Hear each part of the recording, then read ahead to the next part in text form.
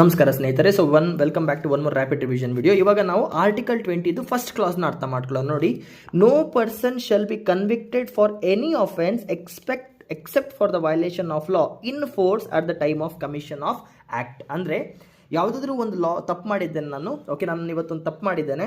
ಆ ತಪ್ಪು ಮಾಡಿದಾಗ ಆ ಪರ್ಟಿಕ್ಯುಲರ್ ಟೈಮಲ್ಲಿ ಅದು ತಪ್ಪಾಗಿದ್ದಿಲ್ಲ. ಫಾರ್ ಎಕ್ಸಾಂಪಲ್ ಟ್ರೇಡ್ ಮಾರ್ಕೆಟಲ್ಲಿ ಸ್ಕ್ಯಾಮ್ ಮಾಡಿದ್ದೇನೆ ಅಂತ ಇಟ್ಕೊಳ್ಳಿ. ಟ್ರೇಡ್ ಮಾರ್ಕೆಟಲ್ಲಿ ಸ್ಕ್ಯಾಮ್ ಮಾಡಿದ ದಿನ ಯಾವುದೇ ರೀತಿ ಸ್ಕ್ಯಾಮ್ಗೆ ಪನಿಷ್ಮೆಂಟ್ ಇರಲಿಲ್ಲ. 2 ವರ್ಷ ಆದಮೇಲೆ ಗವರ್ನಮೆಂಟ್ ಒಂದು ಹೊಸ ಪನಿಷ್ಮೆಂಟ್ನ ತಂದು ಅಂತ ಇಟ್ಟಾಗ I have done the crime before the time of act, ಇದಕ್ಕೆ ನನಗೆ ಶಿಕ್ಷೆ ಆಗಲ್ಲ. ಅರ್ಥ ಆಗ್ತಿದೆಯಾ?